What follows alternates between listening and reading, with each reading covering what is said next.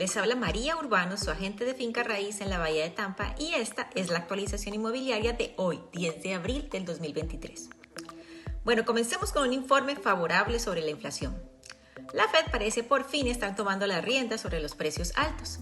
La tasa anual de inflación cayó de 5,3 a 5%, que es lo más bajo que ha estado en el último año y medio.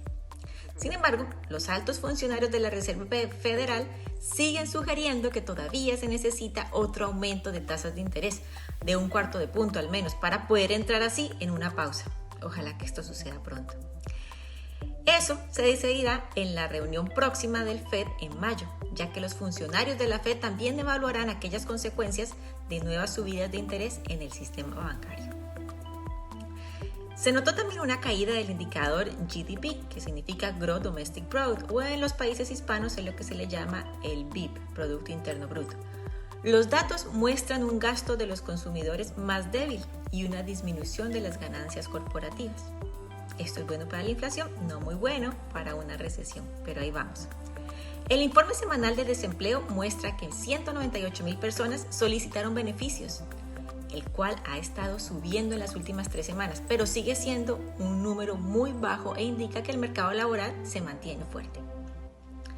Los precios de la vivienda año tras año siguen subiendo un 2,5%, pero si lo comparamos mes a mes, han bajado 4,6%. Los precios bajan, pero muy despacio. Los compradores de las viviendas parecen estar acostumbrándose a la idea de las tasas hipotecarias más altas, ya que las ventas pendientes aumentaron un 0,8% en febrero. Según Bankrate, el promedio actual para una tasa hipotecaria de 30 años, en el momento que grabamos este video, es de 6,88 y de una tasa fija a 15 años es 6,13%. La temporada de compras de primavera está produciendo un aumento en los compradores, pero los vendedores todavía están en un stand-by para ver qué pasa. Dependiendo del área, la casa y la condición de las casas, algunas de ellas permanecen en el mercado un poco más tiempo. Sin embargo, en la Florida seguimos viendo procesos de subasta, lo que le llamamos aquí el bidding process, sobre todo en casas existentes y en las áreas con más demanda. Los compradores son muy sensibles a las tasas hipotecarias y algunos dicen que solo regresarán al mercado cuando las tasas bajen. De nuevo, en este momento, especialmente en las zonas con más demanda, será un frenesí de compras con precios incluso más altos de lo que tenemos hoy en día. Así que nosotros seguimos diciendo que tal vez la mejor estrategia sería comprar ahora, si se puede, obviamente, y refinanciar más tarde. Hablemos de las ciudades con mejor rentabilidad para un alquiler unifamiliar. El promedio del país es de 6,7 el año pasado y subió a un 7,5 este año.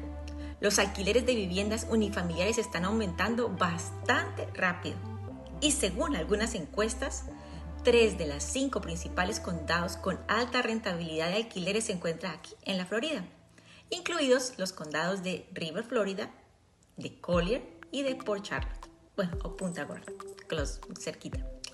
La mayoría de los condados que dan altos rendimientos de alquileres están en el sur, en el este y ninguno en el oeste.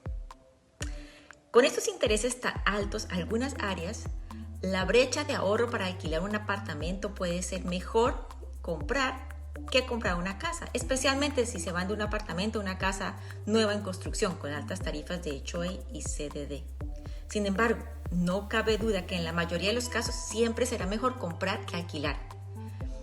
Por eso lo necesario que es buscar buenas oportunidades, conocer el mercado y ver las diferentes opciones. Por otro lado, con aquellos compradores que tienen algo de capital, este podría ser un buen momento para invertir en bienes raíces comerciales.